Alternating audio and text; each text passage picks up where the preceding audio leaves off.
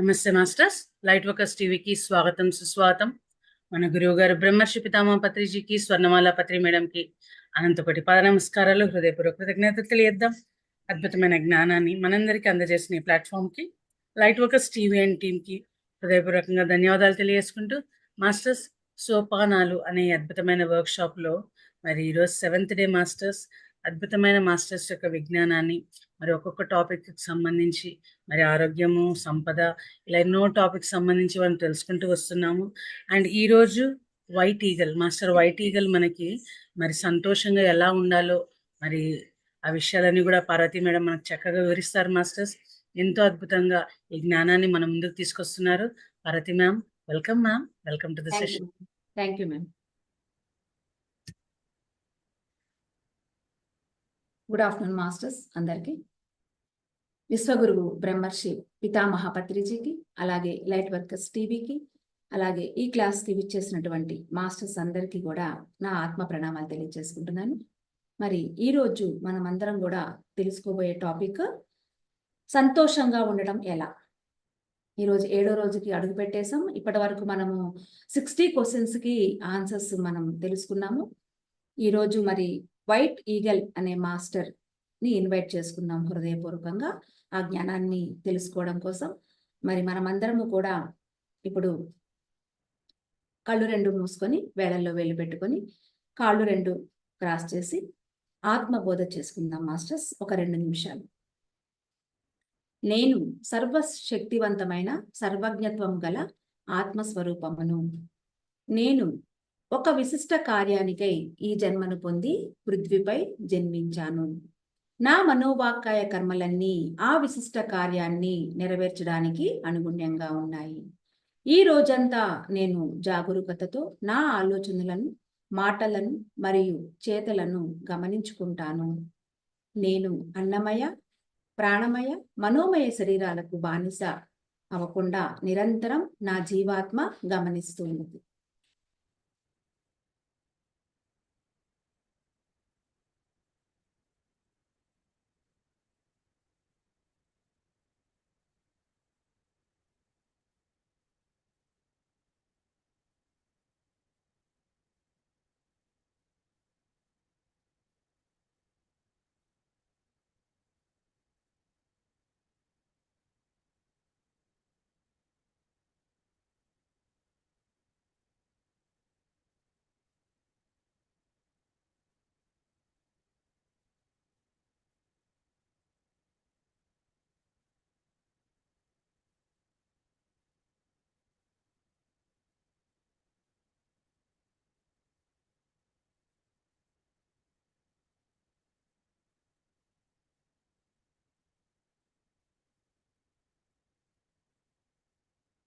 Okay masters, కళ్ళు 2 తెరుద్దాం masters. మరి master white eagle కాజా కోతుల్ అనే అమెరికన్ అడవి జాతుల్లో చాలాసార్లు ఈ వైట్ ఈగల్ జన్మం తీసుకున్నారంట మాస్టర్స్. ఇతర తెగల గౌరవాధిపతులుగా అలాగే వైద్యునిగా కూడా చాలా జన్మలు ఈయన తీసుకున్నారు. ఆయన యొక్క దివ్య సమాచారాన్ని, హీలింగ్ నైపుణ్యాన్ని ఈయన భూమి మీదకి తీసుకువస్తూ ఉంటారు. మరి మొట్టమొదటి క్వశ్చన్ ఏమడిగారు అంటే, టోనీ రాబిన్ స్పిరిట్ ఆనందాన్ని ఏ దృష్టితో చూస్తుంది అని అడగడం జరిగింది క్వశ్చన్. అయితే వైట్ ఈగల్ మాస్టర్ మనకి ఏం చెప్తున్నారు, సమాధానం విందాం ఇప్పుడు. ఆనందం అనేది మానవుల యొక్క భావన. మీరు తృప్తిగా హాయిగా ఉండాలని మేము కోరుకుంటాం. సంతోషము, దుఃఖము అనేవి నాణానికి 2 వైపులు.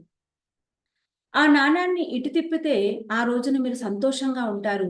అదే నాణాన్ని అటు తిప్పితే ఆ రోజంతా మీరు దుఃఖంతో ఉంటారు. కనుక మీలో అంతర్గతంగా ఉన్న తృప్తిని, జీవిత పరమార్థాన్ని తెలుసుకోవడానికి కృషి చేయండి. అది మీకు ఎంతో తృప్తిని, సంపూర్ణతను ఇస్తుంది. బ్యాలెన్స్ చేసుకోవడం అంటే ఇదే. ఒకసారి మీరు బ్యాలెన్స్ చేసుకున్నారు అంటే, వైరాగ్యంతో ఉన్నారు అంటే, అంతర్గతంగా ఉన్న ఆనందాన్ని కూడా మీరు చవి చూస్తారు. ఇది సంతోషం కాదు, ఒక్క పూట ఉండిపోయే సంతోషం కాదు. ఇది 4 కాలాల పాటు నిలిచి ఉండేది. ఎప్పుడైతే మీరు తృప్తిగా మీ జీవితంలో సంపూర్ణంగా తృప్తిగా ఉంటారు, ఉన్న దానితో మీరు ఎప్పుడైతే మీరు సాటిస్ఫై అవుతారో, ఏ ఎక్స్పెక్టేషను లేకుండా ఉన్నదాన్ని ఉన్నట్లుగా జీవితంలో సాటిస్ఫై సంతృప్తిగా ఉంటారో, అప్పుడు ఆ ఆనందం అనేది ఇప్పుడే ఉంటుంది, తర్వాత ఉండదు, అలా ఉండదు.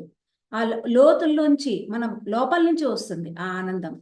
అది ఎప్పుడు కూడా మనకి శాశ్వతంగా ఉంటుంది. కానీ ఈ సంతోషము, దుఃఖము అనేది ఆ యొక్క సిచ్యువేషన్స్‌ని బట్టి, పరిస్థితుల్ని బట్టి, వ్యక్తుల్ని బట్టి మనకి అవి చేంజ్ అయిపోతుంటుంది. ఒకరోజు సంతోషంగా ఉంటాం, ఒకరోజు దుఃఖంగా ఉంటాం. అసలు ఏ కారణం లేకుండా కూడా మనము డిప్రెషన్‌లోకి ఆలోచనల ద్వారా వెళ్ళిపోతూ ఉంటాం. సో, కాబట్టి ఇక్కడ స్పిరిట్ యొక్క ఉద్దేశ్యం ఏంటి అంటే, మీరెప్పుడూ కూడా తృప్తిగా ఉండాలి, ఆనందంగా ఉండాలనేది వారి కోరిక. సంతోషం మిమ్మల్ని ప్రేలాపించే దశకు తీసుకుపోతుంది. మీరు సరిగ్గా ఆలోచించలేరు. దుఃఖం కూడా అలాగే చేస్తుంది. కానీ సంతృప్తి, అంతర్గత ఆనందం వల్ల మీరు సరైన విధంగా కూడా పనిచేస్తారు. ఆడతారు, ప్రేమిస్తారు. దుఃఖం వచ్చిందనుకోండి, దాన్ని ఎలా బ్యాలెన్స్ చేసుకోవాలో అది తెలుస్తుంది. అలాగే సంతోషంతో ఉన్నప్పుడు కూడా ఆ సంతోషాన్ని ఏ విధంగా బ్యాలెన్స్ చేయాలి? ఈ బ్యాలెన్సింగ్ చేసుకోవడం అనేది మనకి ఎప్పుడైతే వస్తుందో, ఎప్పుడొస్తుంది అంటే మీరు పూర్తి ఎరుకతో ఉన్నప్పుడు, మీ జీవితంతో మీరు సంతృప్తిగా ఉన్నప్పుడు, మీరు దేన్నైనా మీరు బ్యాలెన్స్ చేసుకునే స్థితి మీకు వస్తుంది. మరి రెండవ ప్రశ్న ఏమడుగుతున్నారు? నా పనిలో నేను సంతోషంగా ఏ విధంగా ఉండగలను? అంటే దానికి సమాధానము, మీకు చాలా ఇష్టమైన పనిని మీరు ఎంచుకోండి. మీరు చాలా సంతోషంగా, నా పనిలో నేనెప్పుడు సంతోషంగా ఉంటాను అంటే, మీరిష్టమైన పని చేసినప్పుడు మీరు సంతోషంగా ఉంటారు. మీకిష్టమైన పని మీకు దొరికినప్పుడు దాన్ని బలవంతంగా, అయిష్టంగా చేయరు. సంతోషంగా, ఇష్టంగా చేస్తారు. ప్రతిరోజు ఉదయాన బలవంతంగా మంచం మీద నుంచి ఈడ్చి పడేసినట్లు లేవరంట. ఎంతో ఆనందంతో ఉంటారు. సంతోషంగా ఒక్క గెంతుతో మంచం దిగుతారు. ఎందుకు? మీకు సంతోషమైన పని, ఆ రోజంతా మీకు ఇష్టమైన పని అని అనుకున్నప్పుడు ఆటోమేటిక్‌గా మీరు ఉదయం నిద్ర లేచేటప్పుడు చాలా ఆనందంగా నిద్ర లేస్తారు. మీ పనిలో సాహసాన్ని చూడండి. మీ ఎదుగుదలకు దానిని ఒక అవకాశంగా చూడండి. మీకు నిర్జీవంగా తోచే వృత్తిలో గాని, ఉద్యోగంలో కానీ ఉండకండి. మీకు ఇష్టం లేని ఆ యొక్క పని ఉన్నదనుకోండి, దాంట్లో నుంచి ఉండకండి, బయటకొచ్చేయండి. మీకు ఏ పని చేయడం ఇష్టంగా ఉంటుందో దానితో మొదలుపెట్టండి. అది తెలుసుకోండి మొట్టమొదటగా. నీకు ఏది ఇష్టము అనే దాన్ని తెలుసుకోండి. దాన్ని చేయండి. మీకిష్టమైన పని వలన ఇతరులకు మేలు జరిగేటట్లయితే, అది మీ జీవితానికి ఒక గొప్ప బోనస్సే కదా అని చెప్తున్నారు. మీకిష్టమైన పనిలో లోక కళ్యాణం గూడా, ఇతరులకు కూడా మేలు జరుగుతోందనుకోండి దానివల్ల. అప్పుడది మీకు బోనస్ లాంటిది అని చెప్తుంది. మూడో ప్రశ్న, నా ప్రేమ జీవితంలో సంతృప్తిని ఎలా పొందాలి నేను అంటున్నారు. చాలా అనుబంధాలు కర్మపరమైనవి. ఇక్కడ ప్రేమ గురించి మాట్లాడితే, మరి జీవితంలో ఏ విధంగా నేను దాన్ని ఆ ప్రేమలో నేను ఎలా సంతృప్తిని పొందాలి అనే క్వెషన్‌కి ఆన్సర్ ఏంటంటే, చాలా అనుబంధాలు ఈ భూమి మీద మీకు కర్మపరమైనవే ఉంటాయి అని చెప్తుంది. మీరు వాళ్ళకు ఏదైనా రుణపడి ఉంటారు. లేదా వాళ్ళు మీకు రుణపడి ఉంటారు. ఆ రుణాన్ని మీరు తీర్చుకునే సమయం అన్నమాట ఇది. వాళ్ళు మీకు కర్మపరంగా రుణపడి ఉండవచ్చు. లేదా మీరిద్దరూ కలిసి అనేక జన్మల పాటు పెంపొందించుకుంటూ వచ్చిన ఒక నిర్దిష్టమైనటువంటి వైనాన్ని బ్రేక్ చేయడానికి కోసం ఈ జన్మలో అలాంటి కర్మబంధం మీ ఇద్దరి మధ్య ఉండి ఉండవచ్చు. బహుశా క్రితం జన్మలో మీరు ఆ వ్యక్తికి నమ్మక ద్రోహం చేసి ఉండవచ్చు. కనుక ఈ జన్మలో మీకు నమ్మక ద్రోహం చేయటం ఇక వాళ్ళ వంతు అవుతుంది గదా! వాళ్ళు మీకు ఈ జన్మలో నమ్మక ద్రోహం చేశారు అంటే, గత జన్మలో మనం ఆల్రెడీ చేసి ఉన్నాం కాబట్టి, అది ఈ జన్మలో మనకి క్లియర్ అవుతుంది. అప్పటికి కదా మన వ్యవహారాలన్నీ కూడా సరికి సరి అయ్యేది. బ్యాలెన్స్ అయ్యేది. లేదంటే అది బ్యాలెన్స్ అవ్వదు. సో, కాబట్టి ఈ జన్మలో మనము ఏవైతే మనకి ఈ భూమి మీద మనకి జరుగుతున్నాయో అవన్నీ బ్యాలెన్స్ అవుతున్నాయి. ద్వేషము, అక్కసు, కసి, నమ్మక ద్రోహము, అపరాధ భావము, అసూయ మొదలైన వాటికి అనంతమైన రూపాలు ఉన్నాయి. అయితే వీటితో పాటు అనేక జన్మల కాలంలో సహాయము, ప్రోత్సాహము, ప్రేమ, అనురాగము, ఆత్మత్యాగము లాంటి వాటి ద్వారా మీరు చేసిన పుణ్యకార్యానికి కూడా రుణాన్ని తీర్చుకుంటారు. గత జన్మలో మీరు మంచి కార్యక్రమం ఏదైనా చేస్తే గనక మళ్ళా ఈ జన్మలో వారితో ఆ యొక్క రుణానుబంధం ఉంటుందన్నమాట. పాప కర్మను గాని, పుణ్య కర్మను గాని బదులు తీర్చేసుకున్నాక తరచూ జరిగేది ఏమిటంటే వాళ్ళు మీ జీవితంలో నుంచి తొలగిపోతారు. ఇప్పటి వరకు మీకు కర్మానుబంధం ఎవరైతే వ్యక్తులు ఉన్నారో, కుటుంబ సభ్యులు ఉన్నారో, స్నేహితులు ఉన్నారో, ప్రేమికులున్నారో, వివాహ బంధమైన కావచ్చు, దాంట్లో కర్మానుసారం అంటే ఆ కర్మ క్లియర్ అవుతూ ఉంటుంది, బ్యాలెన్స్ అవుతుంటుంది. అటు పాప కర్మైనా కావచ్చు, పుణ్యకర్మైనా కావచ్చు. సో, అప్పుడే వాళ్ళతో మీకు సంబంధం తెగిపోతుంది. ఇహ వాళ్ళతో క్లియర్ అయిపోయింది. మనం పుట్టిన దగ్గర నుంచి గనక ఈ జన్మలో ఇప్పటి వరకు కనుక మనం చెక్ చేసుకుంటే కొంతమంది వ్యక్తులు మనకి తారసపడే ఉంటారు. వాళ్ళు మనకి పాఠాలు నేర్పించడానికి వచ్చుంటారు. లేదంటే వాళ్ళు మనకి సహాయం చేయడానికి వచ్చుంటారు. వాళ్ళు మనల్ని దుఃఖపెట్టడానికి వచ్చుంటారు. అలా ఎంతోమంది వచ్చి వాళ్ళు మనకి పాఠం నేర్పించేసేసి వెళ్ళిపోతారు. కొంతమంది మన ఫ్యామిలీ మెంబర్స్ లాగా జీవితాంతం వాళ్ళతో మనం పాఠాలు నేర్చుకునే సమయం ఉందనుకోండి, వాళ్ళతో కూడా మనం పాఠాలు నేర్చుకుంటూనే ఉంటాం. సో, కాబట్టి కొన్ని సంబంధాలు ఎలా ఉంటాయంటే, ఆ కర్మ క్లియర్ అయిపోగానే వాళ్ళతోటి పనైపోతుంది. ఇహ వాళ్ళు మళ్ళా మనకి జీవితంలో మళ్ళా మనకి తారసపడరు. ఆ నేర్చుకున్న పాఠాన్నే మరింత పటిష్టంగా నిలుపుకోవడం కోసం మీరు ఇతరులతో కూడా ఇదే పాఠాన్ని ఏర్పరచుకొని ఉండవచ్చు. ఉదాహరణకి మీకు ముగ్గురు ప్రియులుండవచ్చు. వాళ్ళందరూ అసూయపరులై ఉండవచ్చు. ఈ అసూయ వల్ల సంబంధాలు చాలా తొందరగా అంతరించిపోతూ ఉంటాయి. ఒకళ్ళతో ప్రేమలో పడ్డాము, వాళ్ళతో కట్ అయిపోయింది. తర్వాత ఇంకొకళ్ళతో పడ్డాము. అట్లా ముగ్గురు ప్రియుల వల్ల ఏం జరుగుతుందని చెప్తుంది. తర్వాత ఇవన్నీ అంతరించిపోయి ఉంటాయి. వీళ్ళ ద్వారా మనం ఏవైతే పాఠాలు నేర్చుకోవాలో అవన్నీ నేర్చుకోవడం కంప్లీట్ అయిపోయి ఉండవచ్చు. మీరు జీవితంలో భాగస్వామిగా కోరుకున్న వారు ఎప్పుడు ఎందుకు అసూయ పరులవుతున్నారో మీరు తెలుసుకోవాల్సిన అవసరం ఉన్నది. మీలో అసూయ ఉన్నదా? అలాంటి భాగస్వామి పట్ల మీరు ఆకర్షితులయ్యారా? ఎందుకు? గతంలో మీరు వాళ్ళ అసూయతో యుక్తిగా వాళ్ళతో మీరు గత జన్మలో అసూయతో ఉన్నారేమో. అందుకోసమే వాళ్ళు ఈ జన్మలో మీ భాగస్వామిగా వచ్చారేమో. అటువంటప్పుడు మీ పనులను మీరు మరింత మెరుగైన అనుబంధాన్ని పెంపొందించుకోవడానికి ఎలా మార్చుకుంటారు? మీ సంబంధాలను పరిశీలిస్తే మీరు ఏమేమి పాఠాలు నేర్చుకోగలరో చూడగలుగుతున్నారా? మీరు ఆ యొక్క వైనాన్ని అధిగమిస్తారని ఆశిద్దాం. ఇవన్నీ నేర్చుకొని దాన్ని దాటుకొని ఇంకా మన మనసుతోనే ఉండి బాధపడుతూ అలా ఉండిపోకుండా మనకి జ్ఞానం వచ్చింది, అవగాహన వచ్చింది. వెంటనే మనము దాని నుంచి ఏ విధంగా మనం బయటపడొచ్చు అనే ఇది తెలిసిందనుకోండి. ఆ భవిష్యత్తుకు మెరుగైన నమూనాలను పెంపొందించుకుంటారని మేము ఆశిస్తాం. ఆధ్యాత్మికంగా మిమ్మల్ని మీరు పరిపూర్ణలను చేసుకోవడం మొదలుపెట్టేసరికి ఎప్పుడైతే ఇంకా ఇన్ని జన్మలు ఎత్తుతూ ఉన్నారు. కొన్ని జన్మల్లో కొన్ని పాఠాలు మనం నేర్చుకుంటూ ఎదుగుతూ ధ్యానం చేస్తూ ఉన్నప్పుడు ఒకానొక జన్మలో ఆధ్యాత్మికంగా మిమ్మల్ని మీరు పరిపూర్ణలను చేసుకోవడం మొదలుపెట్టేసరికి మీ జంట జ్వాల లేదంటే సోల్‌మేట్‌ని మీ జీవితంలోకి ఆకర్షించే అవకాశం మీకప్పుడు ఏర్పడుతుంది. ఈ వ్యక్తి చాలా ప్రత్యేకమైనటువంటి వ్యక్తి.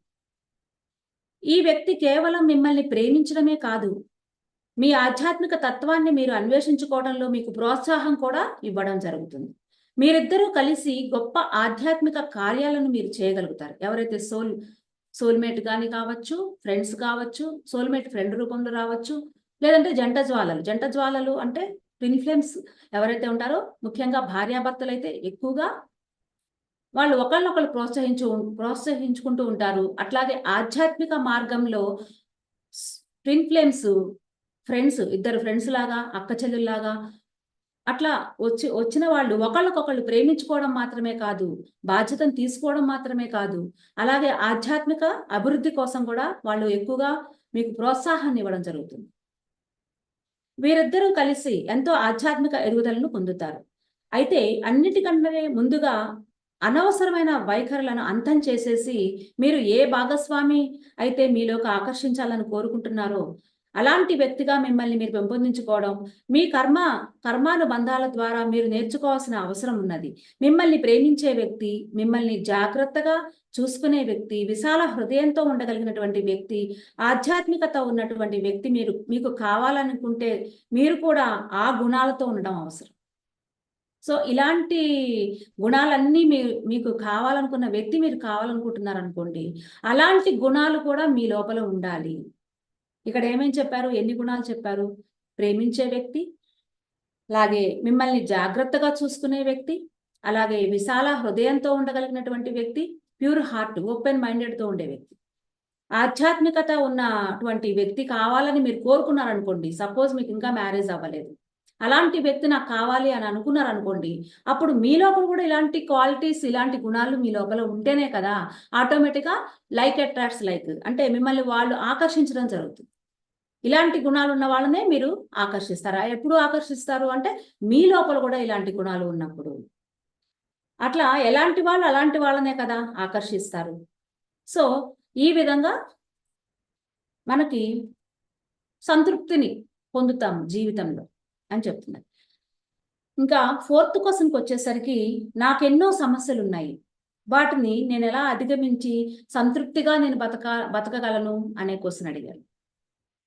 జవాబు ఏంటంటే, అన్నింటికన్నా ముందుగా మీకున్న సమస్యలన్నిటినీ వ్రాసి ఒక పెద్ద లిస్టును మీరు తయారు చేయండి. మీకు చాలా సమస్యలు ఉన్నాయి అంటున్నారు. మరి ఆ సమస్యలలో ముఖ్యమైన ఆ సమస్యలు ఏవైతే ఉన్నాయో ఒక వైట్ పేపర్ పెన్ను తీసుకొని దాంట్లో రాయడం మొదలు పెట్టండి. ఇందులో చాలా ముఖ్యమైన వాటిని పైన రాయండి, అతి చిన్న వాటిని అడుగున రాయండి. ఇప్పుడు ఇక మొదటిగా అతి చిన్న వాటి నుంచి మనం మొదలు పెడదాం. ఎలా చేయాలో ఇక్కడ ఉదాహరణ ఎలా చెప్తున్నారంటే, మొట్టమొదటిగా మీరు ఒక పేపర్లో సమస్యలు, ఎక్కువగా ఉన్నటువంటి సమస్యలు, బాగా కష్టంగా ఉన్నటువంటి ఎక్కువగా ఉన్నటువంటి సమస్యల్ని ఫస్ట్ 3 క్వశ్చన్స్ లాగా రాసుకోండి. చాలా చిన్న సమస్యలే అవి, వాటిని ఒక 2 క్వశ్చన్లు, అంటే టోటల్గా మీకు 5 సమస్యలు పేపర్ మీద రాయండి. అయితే ఇక్కడ ఎగ్జాంపుల్ చెప్తున్నారు కదా, ఒక వ్యక్తి ఈ విధంగా తన లిస్టుని తయారు చేసుకున్నారు. ఈ లిస్టులో సపోజ్ మీకు కూడా ఈ 5 పాయింట్స్ ఉండి ఉండవచ్చు, ఒకసారి మీరు చెక్ చేసుకోండి. ఫస్ట్ ఏం రాశాడు అతను కానీ లేదంటే ఆమె కానీ ఎవరైనా కానీ, జీవితానికి ఒక ఉద్దేశం కానీ లక్ష్యం కానీ లేదు అని రాశాడు ఫస్ట్ పాయింట్. తర్వాత జీవిత భాగస్వామి లేదు. తర్వాత నా ఉద్యోగం అంటే నాకు అసహ్యం మూడోది. నేనుంటున్న చోటంటే నాకు అసహ్యం నాలుగోది. 5వ పాయింట్ వచ్చేసి ఒత్తిడి అనిపించి రిలాక్స్ కాలేకపోతున్నాను నేను అని రాయడం జరిగింది. 5 పాయింట్స్.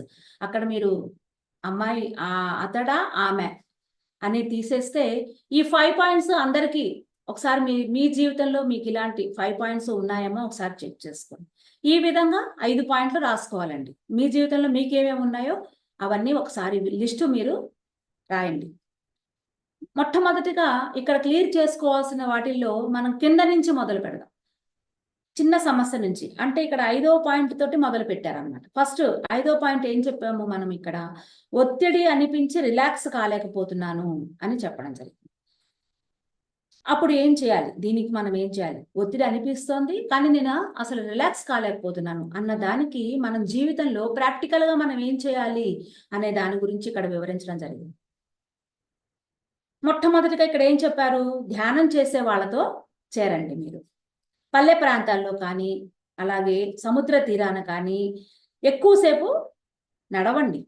యోగా, వ్యాయామాలు లాంటివి సున్నితమైన వాటిని చేయండి. సరదాగా హాబీగా ఏవైనా పనులు చేసే బృందంతో కలవండి. మీకు చేయాలని ఇష్టమైన దానిని చేయండి. మిమ్మల్ని మీరు గారాబం చేసుకోండి. క్రియేటివిటీగా ఉండండి, సృజనాత్మకంగా ఉండండి. కేవలం ఇంటి దగ్గరే రిలాక్స్ అయిపోతూ ఉండకండి, కూర్చోకండి. అలాగే కూర్చొని ఇంట్లోనే ఉంటూ ఉండకండి. క్రియేటివిటీగా ఉండండి. మీరు ఇంటి దగ్గర ఉన్నటువంటి పార్కుకు వెళ్ళండి, ప్రకృతిలోకి వెళ్ళండి. మీ ఇంటి దగ్గర నది ఉంటే నది దగ్గరికి వెళ్ళండి, సముద్రం ఉంటే సముద్రం దగ్గరికి వెళ్ళండి, పల్లె ప్రాంతాలకు వెళ్ళండి. క్రియేటివిటీగా ఉండండి. ఒకవేళ మీకు ఆర్ట్ అంటే ఇష్టం అంటే మీకు ఇష్టమైన పనిని, మొక్కలు నాటడము, ఆర్ట్ వేయడము, వంట చేయడము, ఇలా క్రియేటివిటీగా చేస్తూ ఉండండి. మీ దైనందిన కార్యక్రమాన్ని యథావిధంగా కొనసాగనివ్వండి. మీ నిజ జీవితంలో మీరు ఏవైతే పనులు చేస్తూ ఉన్నారో అవన్నీ చేస్తూనే ఉండండి. టీవీ చూడడము, మ్యూజిక్ వినడము, ఇంకా ఇంట్లో ఏవైనా ఉన్నాయి అంటే అవన్నీ కూడా నార్మల్గా చేసుకుంటూనే క్రియేటివిటీగా ఉండడం నేర్చుకోండి. ఈ ఒత్తిడిని తయారు చేసుకుంటూ మీరు చాలా ఏళ్ళు గడిపారని గ్రహించండి. ఆ ఒత్తిడి నుంచి విముక్తి కావడానికి కొంత సమయం పట్టవచ్చు. అయితే సమయం గడిచే కొద్దీ అది జరుగుతుంది. అంటే ఈ పనులన్నీ మనం చేసుకుంటూ ఒత్తిడి ఒకేసారి పోదు. ఆ ప్రెషరు, ఆ యొక్క డిప్రెషన్‌లోంచి మనం బయటికి రావాలి అంటే, ఇంట్లో ఉన్నటువంటి వాతావరణంలో నుంచి మనం పక్కకి వెళ్ళాలి. బయటికి వెళ్ళాలి. లేదంటే ఇంట్లోనే క్రియేటివిటీగా ఎలా ఉండాలి? నాకు నేను క్రియేటివిటీగా ఏ విధంగా ఉండాలి? అక్కడ మన ఆలోచన విధానాన్ని మార్చుకోవాలి. ప్లస్ ఆ ఒత్తిడిలోంచి మనం బయటపడాలంటే మ్యూజిక్‌ని వినడమా, లేతే ఆర్ట్ వేయడమా, లేదంటే బయటికి వెళ్ళిపోవడమా, ఇవన్నీ చాయిస్ మీదే. అయితే సమయం గడిచే కొద్దీ ఇది జరుగుతుంది. ఒక కొత్త అకౌంట్‌నో లేదా ఒక ప్రాజెక్ట్‌ను ఎలా వదిలేస్తావో, అలాగే ఆ ఒత్తిడిని వదిలేయడానికి కొత్త పద్ధతులను అన్వేషించండి. క్రియేటివిటీగా ఆ ఒత్తిడిలోంచి నేను ఎలా బయటపడాలని ఎలా ఎలా అయితే నువ్వు ఆ ప్రాజెక్ట్‌ని వదిలేస్తావు నువ్వు. అట్లాగే నీ ఒత్తిడిని కూడా నువ్వు వదిలేయాలి. మీరు విశ్రాంతి తీసుకునే సమయం చాలా విలువైనదని అర్థం చేసుకోండి. అని ఫస్ట్ క్వెషన్ ఏదైతే ఒత్తిడి అనిపించి రిలాక్స్ కాలేకపోతున్నా దానికి ఇక్కడ ఈ పాయింట్స్ ఇవ్వడం జరిగింది. తర్వాత ఫోర్త్ సమస్య ఏం రాశాడు? నేనుంటున్న చోటంటే నాకు అసహ్యము అని చెప్పడం జరిగింది. నాలుగో దాన్ని తీసుకుంటే గనక నేనుంటున్న చోటు అంటే నాకు అసహ్యం. వెళ్ళిపోండి అక్కడి నుంచి. మీకు నిజంగా నచ్చిన చోటు, మీకు మనసుకు బాగా అనిపించిన చోటికి మారిపోండి. ఇంతకు ముందున్న వసతులు అక్కడ మీకు లేకపోవచ్చు. కానీ పట్టణపు నడిబొడ్డున ఉన్న పెద్ద బంగళాలో కన్నా ఒక చిన్న సింగిల్ బెడ్‌రూమ్ అపార్ట్‌మెంట్‌లో సముద్రపు ఘోష వింటూ నిద్ర లేవటానికి ఇష్టపడతారు కదా! అంటే ఇక్కడ ఉన్నటువంటి ఫెసిలిటీస్ ఇంకో ప్రదేశంలో లేకపోవచ్చు. కానీ ఈ ప్రదేశంలో ఇష్టం లేదు కాబట్టి కొన్ని ఫెసిలిటీస్ అక్కడ లేకపోయినా కానీ అక్కడికి మీరు వెళ్ళిపోండి. చోటు మారితే అప్పుడు మీ ఆలోచన విధానం కూడా మారుతుంది. ఎప్పుడూ అదే చోటులో ఉండడం నాకు చాలా అసహ్యంగా ఉంది అనిపించినప్పుడు వెంటనే మీరేం చేయాలి? అక్కడి నుంచి వెళ్ళిపోవాలి. ఇతరులతో కలిసి ఆ ఇంటిని, ఆ వసతిని పంచుకోండి. బోర్డింగ్ హౌస్‌లో ఉండండి. అలాగే ఏదైనా భిన్నంగా ఉండే దానిని ప్రయత్నించి చూడండి. ఆ కొత్తది మీకు నచ్చకపోతే ఎప్పుడైనా దాన్ని మీరు వదిలేయొచ్చు. కనీసం అలా ప్రయత్నించినందువల్ల మీ మామూలు యాంత్రిక వాతావరణాన్ని మీరు విజయవంతంగా మార్చుకున్నట్లు అవుతుంది గదా! యాంత్రికంగా అంటే రొటీన్‌గా ఉండే ఆ ఇంటి వాతావరణంలో నుంచి మీరు బయటపడొచ్చు కదా! అని చెప్తున్నారు. కాబట్టి మనం ఒకటే చోట అలాగే ఉండాలి అంటే అసహ్యంగా ఉంది అనిపిస్తే మాత్రం వెంటనే దాన్ని చేంజ్ చేసుకోండి. ఇప్పుడిక మూడవది. నా ఉద్యోగం అంటే నాకు అసహ్యం. మీకు నిజంగా జీవితంలో ఏమి చేయాలనుందో మొట్టమొదటగా మీరు నిర్ణయించుకోండి. ఆ దిశగా పని చేయడం మొదలుపెట్టండి. కాలేజీకి అప్పుడప్పుడు కొంచెం సేపు వెళ్లి అనుభవజ్ఞులైన కళాశిల్పి నుంచి ఒక కొత్త కళను మీరు నేర్చుకోండి. 6 నెలల్లో మీకిష్టమైన పనిని చేయటానికి మీరు స్వతంత్రంగా ఉండగలిగే విధంగా డబ్బును దాచి పెట్టుకోండి. మీకు ఉద్యోగం చేయడం అంటే ఇష్టం లేదు. ఉద్యోగం చేస్తూనే మీకు సైడ్‌కి ఏదిష్టం? సంగీతం ఇష్టమా? డాన్స్ ఇష్టమా? లేతే ఆర్ట్ ఇష్టమా? మీకు ఏ కళ మీద మీకు ఉన్నది? బిజినెస్ చేయడం అంటే ఇష్టమా? ఏ బిజినెస్ చేయడం అంటే ఇష్టం? ఇలాంటివి మీరు ఉద్యోగం చేస్తూనే సైడ్‌గా మీకు ఇవన్నీ కూడా టైం ఉన్నప్పుడల్లా ఇవి చేస్తూ ఉండండి. ఒక్కసారిగా ఉద్యోగం టక్‌మని మానేసేసి ఇంట్లో కూర్చోవడం వల్ల మనకి చాలా భయమనేది వస్తుంది లోపల నుంచి. సో, ఇక్కడ మనకేం చెప్తున్నారు? ఉద్యోగం ఇష్టం లేదు చేయడం. సో, కాబట్టి నీ కళలను డెవలప్ చేసుకోండి. అప్పుడు నెమ్మదిగా 6 నెలల్లో మీకిష్టమైన పని చేయడానికి మీరు స్వతంత్రంగా ఉండగలిగే విధంగా డబ్బును దాచిపెట్టుకోండి. కొంచెం కొంచెం డబ్బుని మీరు ఆ కళ కోసం మీరు దాచిపెట్టుకోండి. 40 ఏళ్ల పాటు మీకు నచ్చని ఉద్యోగంలో నడుస్తూ, గొణుక్కుంటూ మీరు ఉద్యోగం చేయవచ్చు. లేదా కొన్ని నెలల్లో, సంవత్సరాల్లో కృషి చేసి మీకు నిజంగా నచ్చిన వ్యాపకంలోకి వెళ్ళిపోవచ్చు. ఇప్పుడే మొదలుపెట్టండి. ఇట్లా మీరు 20 ఏళ్ళు చేయొచ్చు, లేదా 15 ఏళ్ళు ఆ ఉద్యోగం చేయొచ్చు. ఆ! అట్లా కంటిన్యూషన్‌గా ఒక 15 ఏళ్ళు ఆ ఉద్యోగం చేసి చేసి విరక్తి వచ్చింది అనుకుంటున్నారనుకోండి. అప్పుడు మీరేం చేయాలి? అంటే ఆ ఉద్యోగం చేస్తూనే మళ్ళా నేను వేరే ఉద్యోగానికి మారాలి అంటే మనకక్కడ ఇక్కడ ఉన్నటువంటి ఫెసిలిటీస్ కానీ ఏమి ఉండకపోవచ్చు. కానీ ఆ ఉద్యోగం మీకు నచ్చలేదు కాబట్టి మీరు అందులో నుంచి బయటకొచ్చేసి మళ్ళా ఇంకో వేరే ఉద్యోగంలో జాయిన్ అవ్వచ్చు. లేదంటే కొన్ని కళలు మీకు ఏదైతే ఇష్టం ఉంటుందో దాన్ని మీరు నేర్చుకోండి. దాంట్లో కొంత కొంత మీరు డబ్బుని ఫస్ట్ స్టార్టింగ్‌లో కొంచెమే వస్తుంది. కానీ దాన్ని డెవలప్ చేసుకుంటూ ఇంకా ముందుకు వెళ్తూ ఉన్నప్పుడు ఈ ఉద్యోగాన్ని మీరు వదిలేస్తారు. మీకు స్వచ్ఛంగా, ఇష్టంగా ఉన్న దాన్ని మీరు ఎన్నుకుంటారు.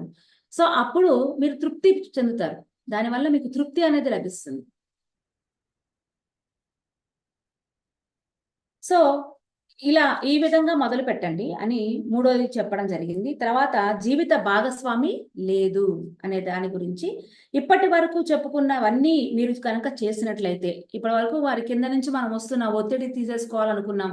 తర్వాత ఆ ఉన్న ప్లేస్‌లో ఉండడం మనకి ఇష్టం లేదని చెప్పుకున్నాం. నాలుగో పాయింట్. తర్వాత మూడో పాయింట్ వచ్చేసేసి చేస్తున్న ఉద్యోగం అసలు నాకు ఇష్టం లేదు.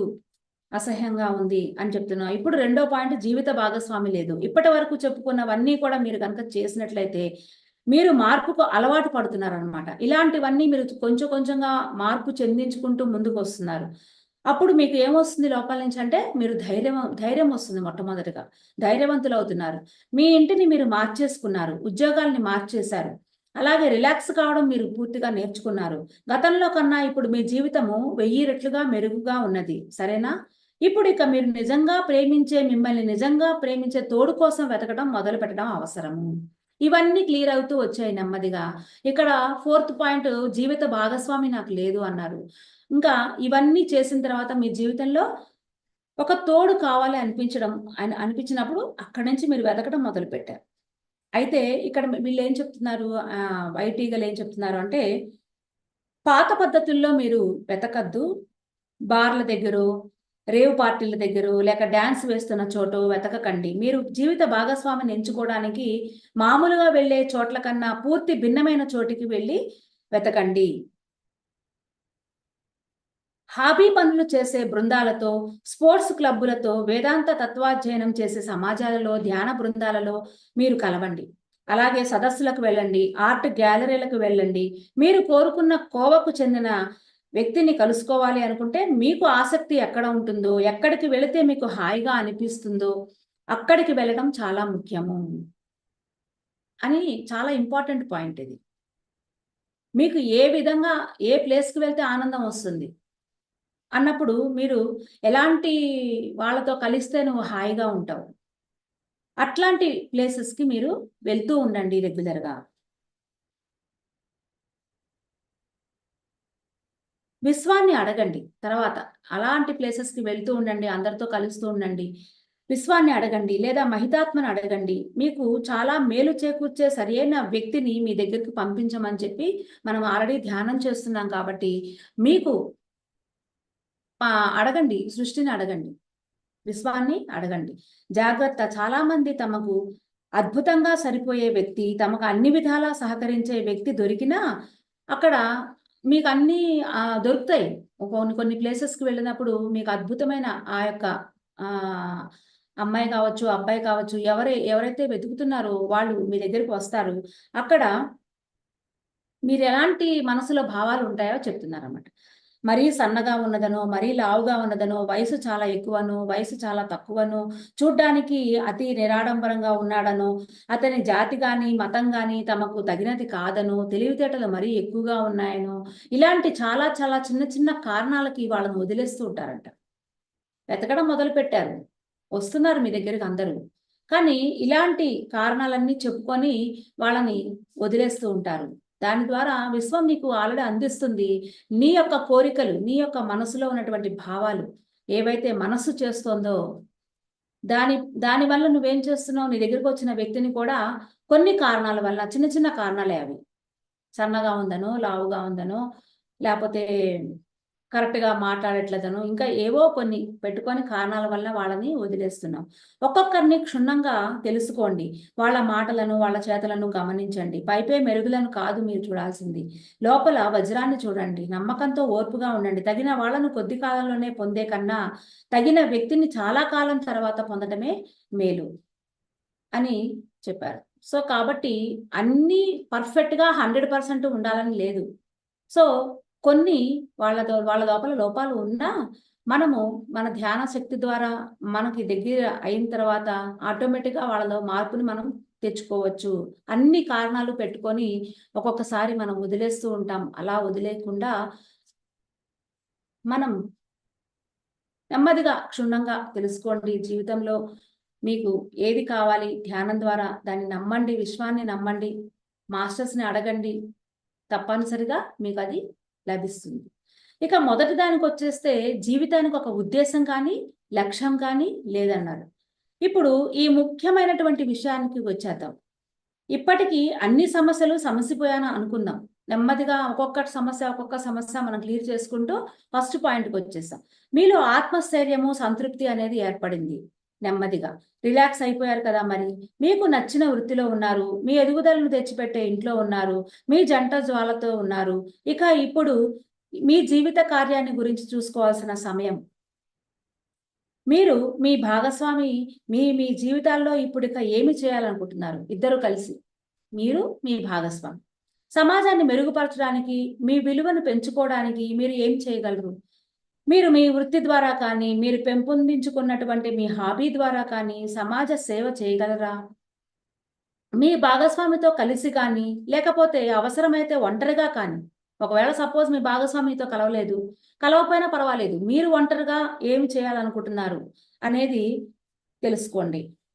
ఏ పని చేయగలరు? ఈ భూమి మీద ఆధ్యాత్మిక మార్పును తేవడానికి మీరెలా పని చేయగలరు? కూర్చొని మీకు ఏ ఏ విషయాల్లో నైపుణ్యం ఉందో లిస్టు రాసుకోండి మొట్టమొదటిగా. మీరు దేనిని డెవలప్ చేయగలరు?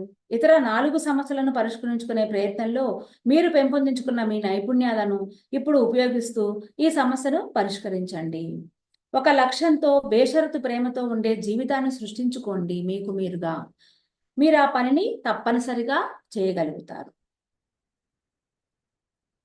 సో, ఈ విధంగా సమస్యలని ఒక్కొక్కటిగా మనము అవగాహనతో, జ్ఞానంతో, ధ్యానం ద్వారా మనము వీటన్నిటిని కూడా అధిగమించవచ్చు అని వైట్ ఈగల్ గారు 4th క్వెషన్‌లో చాలా అద్భుతంగా చెప్పి ఉన్నారు. మరి ఇప్పుడు మనము 5th క్వెషన్‌కి వెళ్ళిపోదాం. అప్పుడప్పుడు దుఃఖపడడం మంచిదే కదా! అని అడుగుతున్నారు క్వెషన్. మీరు ఎలా కావాలంటే అలా ఫీల్ అవ్వచ్చు. మీ జీవితంలో ఇది ఫ్రీ విల్ ప్రపంచం గదా! మీరు ఏ విధంగా కావాలని కోరుకుంటారో ఆ విధంగా మీరు ఉండొచ్చు.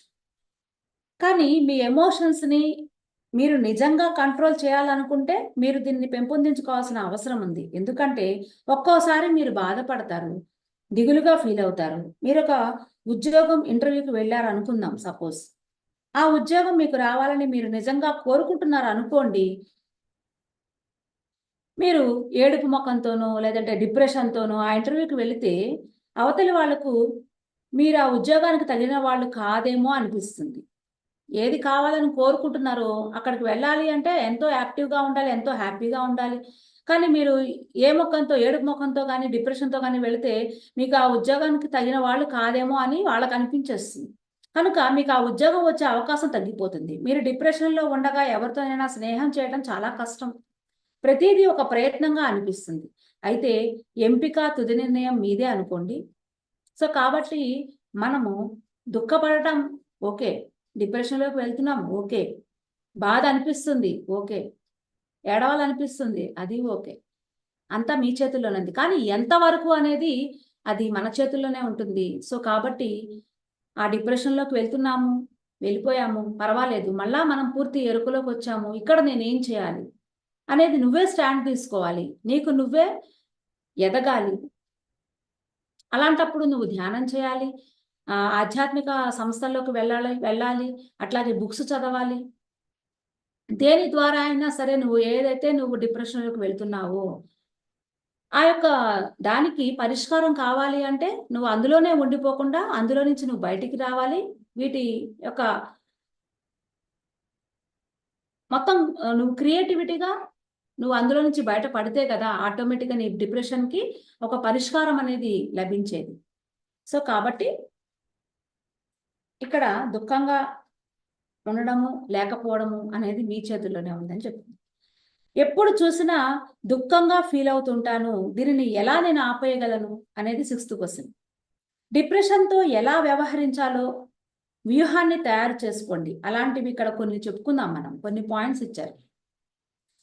అయితే ఈ డిప్రెషన్‌లోంచి నేను ఎలా బయటపడాలి? నేను బయటపడాలనుకుంటున్నా, కానీ నేను పడలేకపోతున్నా.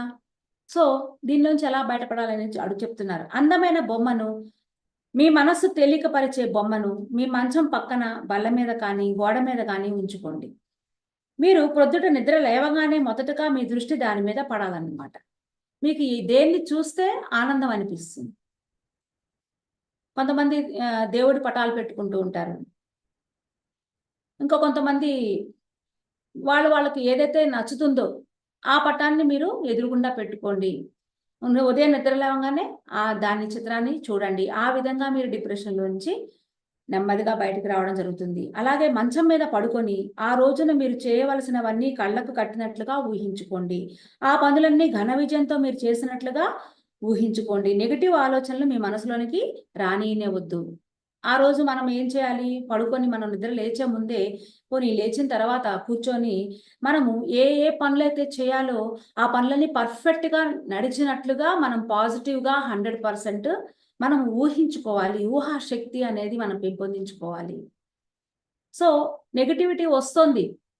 అది సహజం. నెగటివిటీ రావడం అనేది సహజం. కానీ దాన్ని ఎక్కువగా గూడా మనం నెగెటివ్‌లోకి వెళ్ళిపోకుండా మనమే పాజిటివ్‌గా ఊహించుకోవాలి. జరిగిపోయినట్లుగా ఊహించుకోవాలి. అంతా మంచే జరిగింది. నా పని సక్సెస్ అయిపోయింది అన్నట్లుగా మనకి మనమే పాజిటివ్‌గా ఊహించుకోండి అని చెప్తున్నారు. ఆ తర్వాత బయట ఎండ కాస్తున్నట్లయితే బయటికి వెళ్లి సూర్యుని వైపుకి మీ మొఖాన్ని పైకి ఎత్తండి. స్థానికులైనటువంటి మాలాంటి అమెరికన్‌లు ఇక దినచర్యకు సిద్ధపడేది ఈ విధంగానే.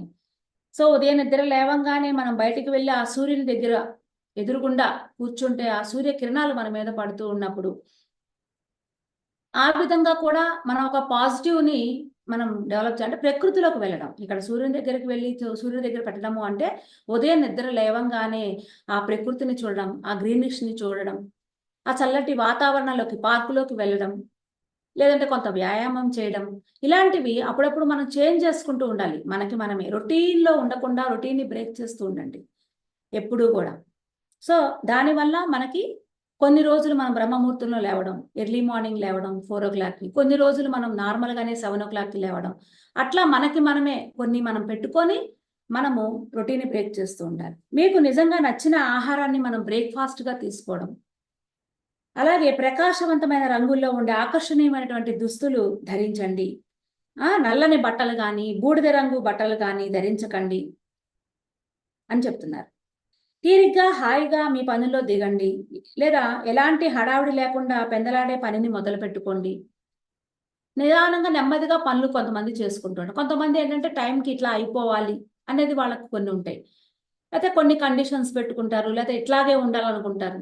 ఇట్లాగే ఉండాలి అనే ఏదైతే ఒక ఇదిలాగా పెట్టేసుకుంటారో దాని వల్లే నువ్వు తొందరగా డిప్రెషన్‌లోకి ఒకటే రొటీన్ పని చేస్తూ ఉండడం వల్ల నీకు బోర్ కొట్టేస్తుంది.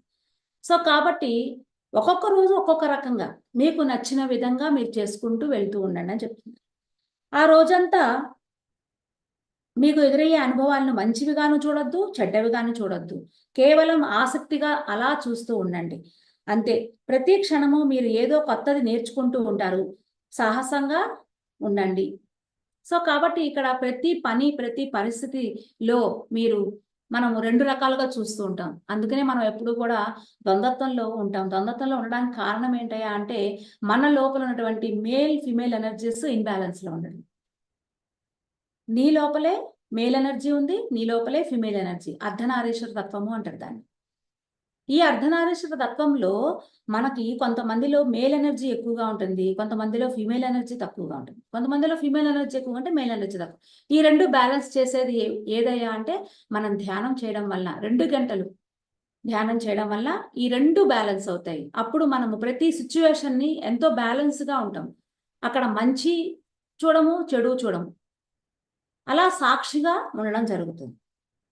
ప్రతి క్షణము ఎప్పుడు నువ్వు సాక్షిగా ఉండగలుగుతావు అంటే, పూర్తి ఎరుకతో ఉన్నప్పుడు. అదే నువ్వు ఆలోచనలో ఉన్నావు, గతంతో ఉన్నావు. అప్పుడు నువ్వు దాన్ని సాక్షిగా చూడడం జరగదు. దాని పట్ల ఆ పరిస్థితి నుంచి నీకేదైనా అవమానం జరిగిందా అనేది నువ్వు చూసుకున్నప్పుడు అక్కడ ఇగో అనేది బయటకొచ్చేస్తుంది. దానివల్ల చాలా డిప్రెషన్‌లోకి, చాలా గొడవల్లోకి ఆటోమేటిక్‌గా మనం వెళ్ళిపోతాం. అది సహజం. పర్వాలేదు. ఎళ్ళిపోయినా పర్వాలేదు. కానీ, ఆ సిట్యుయేషన్‌లో నుంచి నువ్వు తొందరగా బయటికి రావడానికి ప్రయత్నం చేయమంటుంది.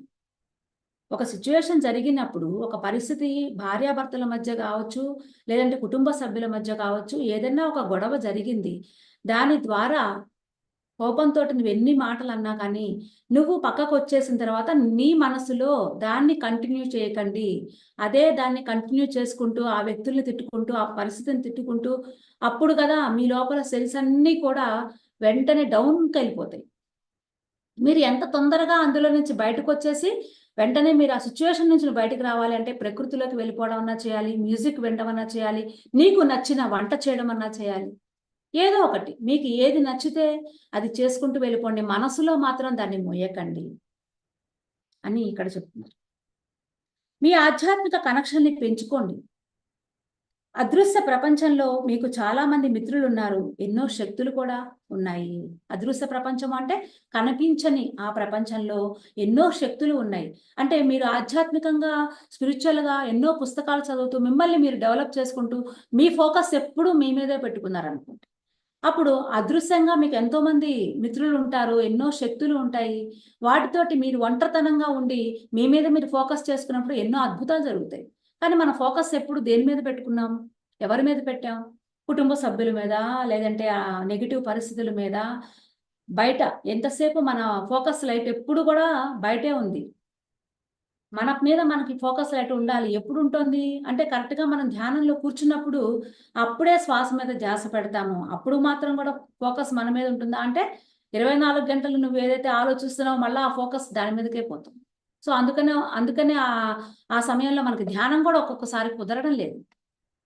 సో, నువ్వు కళ్ళు తెరిచి ఉన్నప్పుడే 22 గంటలు కూడా నువ్వు దేన్ని ఆలోచిస్తున్నావు అనే దాని మీద నువ్వు ఫోకస్ తీసేసి నీ మీద నువ్వు ఫోకస్ పెట్టాలి అంటే తప్పనిసరిగా నువ్వు కళ్ళు తెరిచి ఉన్నప్పుడే పూర్తి ఎరుకతో ఉండాలి. కళ్ళు తెరిచి ఉన్నప్పుడు కూడా నీ శ్వాస నడుస్తూనే ఉంది. నీ శ్వాసని గమనించడం మొదలుపెట్టాలి. కళ్ళు తెరిచి కూడా. మనం కళ్ళు మూసుకున్నప్పుడు శ్వాస మీద ధ్యాస పెడతాం. అప్పుడు ధ్యానంలో కూర్చుంటాం. 2 గంటలు ధ్యానం చేస్తాం.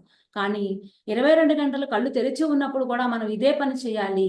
కళ్ళు తెరిచి కూడా ప్రతి పనిని ధ్యానంగానే చేయాలి. వంట చేస్తున్నా ఒక ధ్యానంతో చేయాలి అంటే, ఆ వంట సక్సెస్‌ఫుల్‌గా అవ్వాలి అంటే, అక్కడ గూడా నువ్వు శ్వాసని గమనించడం మొదలుపెట్టాలి. అప్పుడు నువ్వు క్రియేటివిటీగా రోజు ఒకేలాగా వంట చేయవు. క్రియేటివిటీగా చేస్తావు. నీకు నువ్వు క్రియేటివిటీగా నీ మొహం చూసుకుంటే, నీకు నువ్వు క్రియేటివిటీగా కనిపించాలి. ఏ రోజుకి ఆ రోజు కొత్తగా కనిపించాలి. ఎప్పుడూ ఒకేలా ఉండకూడదు. నీకు నచ్చినట్టుగా ఉన్నప్పుడు నీ జీవితం ఎప్పుడూ గూడా సంతృప్తిగా ఉంటుంది. సో, విశ్వం వల్ల మీకెంతో మేలు జరుగుతుందని చెప్పేసి నమ్మండి. సోదర సోదరీమణులారా, ప్రపంచంలో ఉన్నదంతా కేవలం చెడే అన్న నిరాశావాదం కన్నా మీలో పాజిటివిటీని సృష్టించుకోవడం ఎంత సులభమో చూస్తున్నారా? ఈ పద్ధతులు నేర్చుకొని మీరు పాజిటివిటీని ప్రసరించే కొద్దీ దానికి తగిన పాజిటివ్ పరిస్థితులను మీరు మీ దగ్గరికి ఆకర్షిస్తున్నారన్నమాట. అప్పుడు మీలో మంచి ఆలోచనలు స్థిరమవుతాయి. అప్పుడు గదా మీరు పూర్తి ఎరుకతో ఉన్నప్పుడు, కళ్ళు తెరిచి కూడా శ్వాసని గమనిస్తూ ఉన్నప్పుడు కదా, ప్రతి పనిని నువ్వు ఎరుకతో చేస్తూ ఉంటావు. అప్పుడు ప్రతి పని ధ్యానంగా మారుతుంది. కోపమొస్తుంది, అరుస్తున్నాం. బాధ అనిపిస్తుంది, బాధపడు. వాటిల్లో ఎటువంటి తప్పు లేదు, ఒప్పు లేదు. సో, అది ఇక్కడ ఫ్రీ విల్ ప్రపంచం అంటున్నారు. అన్నీ మనం చేస్తాం. అన్ని పాఠాలు నేర్చుకుంటాం. కానీ నువ్వు ఎంతసేపు నువ్వు ఉంటున్నావనేదే చాలా ఇంపార్టెంట్. నువ్వు మనసులో ఎంత మోస్తున్నావు? ఎన్ని సంవత్సరాల నుంచి ఒక సిట్యుయేషన్‌ని, ఒక వ్యక్తిని నువ్వు మోస్తున్నావు? అది చాలా ఇంపార్టెంట్. నువ్వు మోయాల్సిన పని లేదు. ఎవరు మోస్తున్నారు? నీ మనసులో, నీ ఆలోచనల రూపంలో నువ్వు మోస్తూ ఉంటున్నావు. అందుకనే నువ్వు ఎక్కడికి వెళ్ళినా దాన్నే మోసుకుంటూ పిరమిడ్‌లకి వెళ్ళడము, పుస్తకాలు చదవడము, ఎన్ని ధ్యానాలు చేస్తున్నా, ఎన్ని క్లాసులు వింటున్నా, ఆ మోత మాత్రం అందులో ఉంటూనే ఉంటుంది ఆలోచన. సో, దాన్ని మనము దింపేసుకుందాము. ఏది జరగాలో భూమి మీద అది తప్పనిసరిగా జరిగి తీరుతుంది. అది నువ్వు ఆలోచించినందువల్ల జరగడం ఆగదు. అలాగే నువ్వు ఆలోచించకుండా ఉండడం వల్ల జరగాల్సింది జరిగి తీరుతుందంతే. అది మన చేతుల్లో ఏదీ లేదు. మనం ఎప్పుడూ కూడా ఒకటే ధ్యాస. ఏంటయ్యా అంటే, మనము భూమి మీదకి ఒక పాఠాన్ని నేర్చుకోవడానికి వచ్చాము. కొన్ని పాఠాలు మనం నేర్చుకుందాము. ఎప్పుడు గూడా మనం తృప్తిగా ఉందాము, ఆనందంగా ఉందాము అనేది మాత్రము ఎప్పుడు గూడా మనము మన మనసులో నిలుపుకుంటూ ఉండాలి మాస్టర్స్. మరి ఈ మాస్టర్స్ ఎందుకు బాధపడతారు? మీరున్న దిగువ స్థాయి పరిధిలో మీకు మేము సహాయం చేయలేకపోయినప్పుడు, అసలు మా సహాయం మీకున్నదన్న విషయాన్నే మీకు తెలుసుకోలేకపోయినప్పుడు మేము బాధపడతాం. అంటే పైన ఉన్నత తలాల్లో ఉన్నటువంటి మాస్టర్స్ ఎందుకు బాధపడతారు అంటే, మనల్ని చూసి వాళ్ళు బాధపడతారంట. మీరు దిగువ స్థాయి పరిధిలో మీకు మేము సహాయం చేయలేకపోయినప్పుడు, అసలు మా సహాయం మీకున్నదన్న విషయాన్నే మీరు తెలుసుకోలేకపోయినప్పుడు మేము బాధపడతాం. ప్రేమ, సృజనాత్మకత, సౌభ్రాతృత్వము లాంటి ఉన్నత స్థితుల భావాల ద్వారా మీ జీవితాన్ని మీరు మరింత అందంగా తయారు చేసుకోవడానికి కృషి చేయనప్పుడు మాకు బాధ అనిపిస్తుందంట. మీరెప్పుడు అందులోనే ఉంటూ ఉంటారు. అదే ఆలోచనలో కొట్టుకుంటూ ఉంటారు. నా జీవితం ఇంతే, నేను ఇంతే అని ఎప్పుడూ కూడా బాధపడుతూ ఉంటారు. ఒక క్రియేటివిటీ అనేది మీ లోపల నుంచి రావడం లేదు అని ఎప్పుడు కూడా మనల్ని చూస్తే వాళ్ళకి బాధ అనిపిస్తుంది. అనేక సహస్రాబ్దుల అనుభవంతో పొందిన జ్ఞానాన్ని మీరు తృణీకరించి చేసిన నిష్ఫలవంతమైనటువంటి తప్పిదాలనే మళ్ళీ మళ్ళీ చేస్తుంటే మేము బాధపడతాం. ప్రతిసారి కూడా మీ జీవితంలో వచ్చే సిచ్యువేషన్స్ ద్వారా మళ్ళీ మళ్ళీ అదే తప్పు చేస్తూ ఉంటే గనక మాస్టర్స్ మనల్ని చూసి బాధపడుతూ ఉంటారండి. అవును. అలాంటప్పుడే మాకు బాధ అనిపిస్తుంది. అయితే మాకొక విషయం తెలుసు. తరచుగా ప్రతి కొంతకాలానికి ఒక తరం జాగృతమవుతుంది అని. కొన్ని కొన్ని సార్లు ఒక తరం జాగృతమవుతుందని మాత్రం వాళ్ళకి తెలుస్తుంది. ఆ తరం వాళ్ళు నిజంగా మమ్మల్ని కాంటాక్ట్ చేస్తారు. మాతో డైరెక్ట్‌గా ఛానెలింగ్ రూపంలో గానీ, వాళ్ళతో మాట్లాడుతూ ఉండడం గానీ చేస్తారు. చేసి తమ నాగరికత కాంతిని పై స్థాయికి, గొప్ప ప్రేమ, సఫలత నిండిన ఉన్నత పరిధి ప్రకంపన స్థాయికి తీసుకుపోతారు ఈ భూమిని. ఇప్పుడున్నది అలాంటి తరమే అని మేము ఆశిస్తున్నాము. ఇక్కడ ఎప్పుడైతే 1970 నుంచి 60 నుంచి అక్కడి నుంచి ప్రారంభమైంది. ఈ భూమి కాంతి భూమిగా మారుతూ ఇప్పుడు ఎంతోమంది మనం ఎన్నో సంస్థలున్నాయి. ధ్యానం వైపు ఎక్కువగా మగ్గు చూపిస్తున్నారు. ఇప్పుడొచ్చే నెక్స్ట్ మన తర్వాత వచ్చే మన పిల్లల తరంలో కూడా ఎంతోమంది జాగృతమవుతున్నారు. ఎంతో అవగాహనలో మార్పులు వస్తున్నాయి. వాళ్ళు కూడా ధ్యానాలు చేస్తున్నారు. ఇప్పుడు ఉండే తరము అలాంటి తరమే అని చెప్పేసి చెప్తున్నారు వైట్ ఈగల్. 8వ క్వెషన్, ఒక్కొక్కసారి నిష్కారణంగా నాకు దుఃఖం వస్తుంది. అసలు ఏదీ లేకుండానే ఆల్ ఆఫ్ ఎ సడన్ ఆటోమేటిక్‌గా దుఃఖం వచ్చేస్తుంది ఎందుకు అని అడుగుతున్నారు. ఆశ్చర్యకరమైన విషయం ఏమిటంటే ఒకరి దుఃఖం ఇతరులకు అంటుకోగలదు. ఇది చాలా ఇంపార్టెంట్.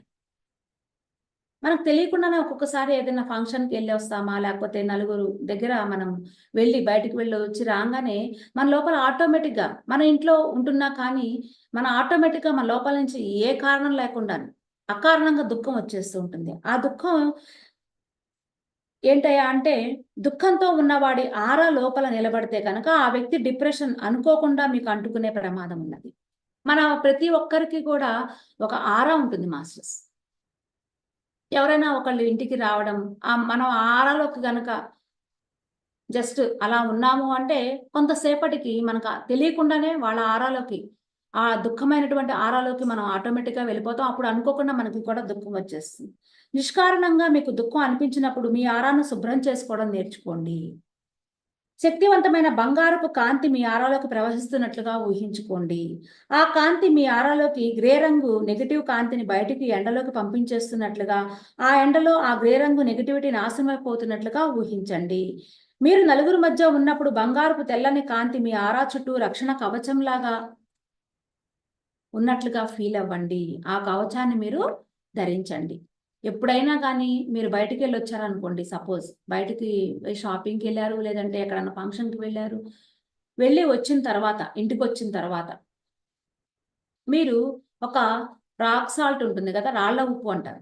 ఆ రాళ్ళ ఉప్పుని చేతుల్లోకి కొంచెం కొంచెంగా తీసుకోండి. 2 చేతుల్లోకి గుప్పెడు తీసుకొని, ఈ 2 చేతుల్ని ఇలా క్రాస్ చేసి జస్ట్ ఇలా ఒళ్ళో ప్రశాంతంగా ఏ కుర్చీలోనో, సోఫాలోనో, మంచం మీదనో, లేతే కింద మీకు హాయిగా అనిపిస్తే కిందనో ఇలా 2 చేతుల్ని క్రాస్ చేసుకొని కూర్చొని, అప్పుడు మీరు ధ్యానంలో కూర్చోండి. ధ్యానంలో ఒక 10 నిమిషాలు కూర్చొని, అక్కడ నీ లోపల ఉన్నటువంటి నెగటివిటీ ఒక బూడిద రంగు ఆకారంలో ఇక్కడ ఏం చెప్పారు? ఎప్పుడైతే ఈ బంగారపు కాంతిని ఊహించుకోండి. కాంతిని ఊహించుకున్నప్పుడు మీ లోపల ఉన్నటువంటి గ్రే రంగు కలర్ ఆ ఎండలోనికి బయటికి వెళ్ళిపోతున్నట్టుగా, నీ లోపల ఉన్నటువంటి నెగటివిటీ మొత్తము ఆ సాల్ట్‌లోనికి వచ్చేసినట్లుగా ఊహించుకో. ఏదైతే మీరు రాక్ సాల్ట్ రాళ్ళ ఉప్పుని చేతిలో పట్టుకుంటారో, ఈ చేతిలో గుప్పెడు, ఈ చేతిలో గుప్పెడు పట్టుకొని ఇలా కూర్చొని ఉన్నప్పుడు, అక్కడ నీ లోపల ఉన్నటువంటి నెగటివిటీ బ్లాక్ కలర్‌లో ఊహించుకుంటారా? బూడిద రంగు కలర్‌లో ఊహించుకుంటారా? అదంతా కూడా మీ బాడీలో ఉన్న నెగెటివ్ మొత్తం కూడా ఈ సాల్ట్ లోపలికి వచ్చేసినట్లుగా ఊహించుకొని ఒక 10 నిమిషాలు, లేదంటే మీకు ఇంకా హాఫ్ అన్ అవర్ కూర్చోవాలనిపిస్తే హాఫ్ అన్ అవర్ కూర్చోండి. ఆ మొత్తం నెగటివిటీ అంతా దాంట్లోకి వచ్చేసింది. వెంటనే ఒక 10 నిమిషాల తర్వాత దాన్ని తీసుకొని వెళ్ళి టాయిలెట్‌లో, ఆ లెట్రిన్‌లో ఆ ఉప్పు సాల్ట్ అంతా వేసేసి ఫ్లష్ చేసేసి హ్యాండ్స్ నీట్‌గా కడిగేసుకొని, తర్వాత వాష్ బేసిన్ దగ్గరికి వెళ్లి మొత్తం ఫేస్‌ని మంచిగా వాష్ చేసుకొని, నోట్లో నీళ్లు పోసుకొని పుక్కిలించేసేసి, హాయిగా వచ్చి ఒక గ్లాసుడు మంచినీళ్లు తాగి, మళ్ళా ప్రశాంతంగా ఒక 10 నిమిషాలు మళ్ళా ధ్యానంలో కూర్చో. సో, ఈ విధంగా గనక మీ ఇంటికి ఎవరైనా వచ్చినా, మీకు ఏ రోజన్నా మీకు డిస్టర్బ్‌గా అనిపించినా, ఏదన్నా ఒక దుఃఖం వస్తున్నట్లుగా అనిపిస్తున్నా, ఎప్పుడైనా సరే రోజు మొత్తంలో ఒకసారైతే ఇది చేసుకోవచ్చు మాస్టర్స్. చాలా పవర్‌ఫుల్‌గా పనిచేస్తుంది. సో, ఆ విధంగా మీ ఆరాని మీరు క్లీన్ చేసుకోండి. తర్వాత మళ్ళా మీరు ఈ సాల్ట్‌నంతా పడేసేసి మొత్తం ఫేస్ అంతా వాష్ చేసుకొనొచ్చి, ఒక 10 నిమిషాలు మంచిగా మెడిటేషన్‌లో కూర్చున్నప్పుడు మీ ఆరా అంతా గోల్డ్ కలర్‌లో ఉన్నట్లుగా ఊహించుకొని, తర్వాత 10 నిమిషాల తర్వాత బయటకొచ్చారనుకోండి, అప్పుడు మొత్తం క్లీన్ అయిపోతుంది. అప్పుడు ఏ డిస్టర్బెన్స్ ఉండదు. కొంతమందికి హెడేక్‌గా ఉంటుంది. అది గూడా మంచిగా క్లియర్ అయిపోతుంది. సో, నెక్స్ట్ నైన్త్ పాయింట్ వచ్చేసి, నాకు చేతబడి లాంటిది జరిగిందని అనిపిస్తే నేనేం చేయాలి? సపోజ్ కొంతమందికి అనిపిస్తుంది. ఆ విధంగా జరిగిందేమో అన్న అనుమానం ఉంటుంది. అప్పుడు నేనేం చేయాలి? పైన చెప్పిన విధంగానే చేయండి. ఏదైతే ఇప్పుడు నేను సాల్ట్ చెప్పానో, ఆ విధంగా చేయండి. మీ ఆరాను శుభ్రపరచుకోండి. రక్షణ కవచాన్ని మీ చుట్టూ ఏర్పరచుకోండి. ఒక బంగారపు రంగు కాంతితో ఏర్పరచుకోండి. మీ చుట్టూ ఉన్న ఆరా బుడగ అద్దంలా పరావర్తనం చేస్తుందని భావించండి. మీ మీదకి ఏ చెడు ప్రభావం అయితే పంపబడిందో, ఆ బుడగ ఆ ప్రభావాన్ని తిప్పి కొడుతున్నట్టుగా ఊహించుకోండి. ఏ చెడు ప్రభావం అయితే నీ మీద పడింది, నువ్వు చేతబడి చేశామని అనుకుంటున్నావో, నీ యొక్క గోల్డెన్ ఆరా యేసుకున్నాం కదా మనం ధ్యానం చేసినప్పుడు. ఆ ఆరాలోకి ఈ యొక్క చేతబడి చేసింది ఏదైతే వాళ్ళున్నారో, అది తిప్పి మళ్ళా వాళ్ళకే కొడుతుందంట. కనుక పంపిన వాళ్ళ దగ్గరికే ఆ చెడు తిరిగి మళ్ళీ వెళ్ళిపోతుంది. దానివల్ల మీ దగ్గరికి చెడును పంపిన వాళ్ళు తాము చెడును పొందుతారు. మీ దగ్గరికి ప్రేమను పంపిన వాళ్ళు తాము ప్రేమను పొందుతారు. నెగటివిటీని గురించి ఆలోచించి మీ వంతుగా దానికి మరింత చేర్చకండి. దాన్ని దూరంగా ఉంచండి. అంటే పట్టించుకోకుండా ఉండడం. మీ పాటికి మీరు ఉండడం. పట్టించుకోకుండా ఉండడం అంటే ఎక్కువగా నెగటివిటీ మీ లోపలికి వస్తోందనుకోండి, నేను చెప్పాను గదా! ఏదైనా మ్యూజిక్ వినడము, ప్రకృతిలోకి వెళ్ళిపోవడము, ఏదైనా ఒక పనిని ఇష్టంగా ఉన్న పనిని చేయడము. ఎక్కువ నెగెటివ్ ఆలోచనలొస్తే దాంట్లోనే ఉండిపోకండి. దాంట్లో నుంచి పక్కకొచ్చేయండి. అసలేం పట్టించుకోనట్టుగా ఉండండి. మిమ్మల్ని కాపాడమని మీ యొక్క గైడింగ్ మాస్టర్స్‌ని, ఆర్కేంజెల్ మైకేల్‌ని అడగండి. ఆ సమయంలో మీరు ఇన్వైట్ కూడా చేసుకోవచ్చు. ఆర్కేంజెల్ మైకేల్ దగ్గర ఒక సిల్వర్ కలర్ ఖడ్గం లాంటిది ఉంటుంది. ఎప్పుడైతే మీరు ఈ సాల్ట్‌తో కూర్చున్నప్పుడు కూడా ఆర్కేంజెల్ మైకేల్‌ని, మీ గైడింగ్ మాస్టర్స్‌ని ఇన్వైట్ చేసి, నా లోపల ఉన్నటువంటి నెగటివిటీ మొత్తాన్ని కూడా ఈ సాల్ట్‌లోకి వచ్చేటట్టుగా చేయండి మాస్టర్స్ అని మీ గైడింగ్ మాస్టర్స్‌ని అడగొచ్చు. లేదంటే ఆర్కేంజెల్ మైకేల్‌ని ఇన్వైట్ చేయొచ్చు. వాళ్ళిద్దరి సహాయంతోటి మనము ఆ నెగటివిటీ అంతా మనకి మనమే హీల్ చేసుకోవచ్చు. నెక్స్ట్ లాస్ట్ పాయింట్ 10థ్ పాయింట్ వచ్చేసి, నా బాయ్ ఫ్రెండ్ వల్ల నేను చాలా బాధపడ్డాను. నన్నలా బాధ పెట్టడం అతని తప్పు కాదా అని అడుగుతున్నారు. మీ సంతోషానికి మీరు మాత్రమే కారకులు. వేరే ఎవరు కాదు. దీనినే స్వబాధ్యత వహించడము అంటారు. ఆత్మ పరిపక్వం కావడానికి అది గుర్తు. ఇతరుల పనుల ప్రభావం మొదట్లో మీ మీద పడవచ్చు. మీరు విషయాలకు దూరంగా ఉండే కొద్దీ, మీ ఎమోషన్స్‌ని మీరు కంట్రోల్ చేసుకునే కొద్దీ, ఎదుటివారి చర్యలకు ప్రతిస్పందించకుండా ఉండడం మీరు నేర్చుకుంటారు. వాళ్ళ నెగెటివ్ పనులు మీకు పిల్ల తరహాగాను, ఆధ్యాత్మికంగా ఎదగనట్లుగాను మీకు అర్థమవుతూ ఉంటాయి.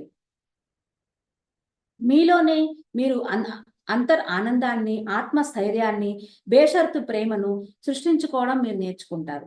అప్పుడు ఇక వాళ్ళ వల్ల మీకు ఎలాంటి హాని జరగదు. వాళ్ళు మిమ్మల్ని బాధ పెట్టలేరు. అప్పుడు మీరు సంతోషంగా ఉండాలనో, దుఃఖంగా ఉండాలనో, డిప్రెషన్‌లో ఉండాలనో ఎంచుకుంటారు. మీరెలా కోరుకుంటే అలా ఉండగలుగుతారు. మీ కంట్రోల్‌లో మీరుంటారు. ఇతరులను తప్పు పట్టకండి. మీరెలా కావాలనుకుంటే అలా ఫీల్ అయ్యే స్వేచ్ఛ మీకున్నది. ఒకళ్ళ ద్వారా మనము ఏదన్నా మనం బాధపడుతున్నాము, అది అనిపించినప్పుడు అది క్లియర్ అయిపోతుంది అన్నట్టుగా ఊహించుకోండి. వాళ్ళని మళ్ళా మనం తిట్టుకోవడము, వాళ్ళ వెనకాల పడ్డము, వాళ్ళతోటి మనం ఇంకా ఇది అవ్వడము చేయకుండా అక్కడ వాళ్ళని క్షమించి మీ చాయిస్ ఉంటుంది కదా! మీరు దుఃఖంగా ఉండాలా? లేతే డిప్రెషన్‌లోకి వెళ్ళాలా? లేతే ఆనందంగా ఉండాలా? పట్టించుకోకుండా వదిలేయాలా? అనేది మీ చాయిసే ఉంటుంది. సో, కాబట్టి అక్కడ మీరు ఏ విధంగా కోరుకుంటారో ఆ విధంగా మీరు ఉండగలుగుతారు. మీరు మీ కంట్రోల్‌లోనే మీరుంటారు. ఇతరులను ఎప్పుడు కూడా మనం తప్పు పట్టకూడదు.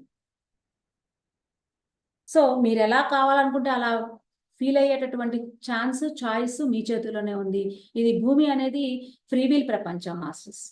ఏ విధంగా మీరు కావాలనుకుంటారో ఆ విధంగా మీరు ఉండగలుగుతారు. సో, తప్పు పడుతున్నాము అంటే మళ్ళా మనం జడ్జిమెంట్స్ చేస్తాము, కంప్లెయింట్స్ చేస్తూ ఉంటాము.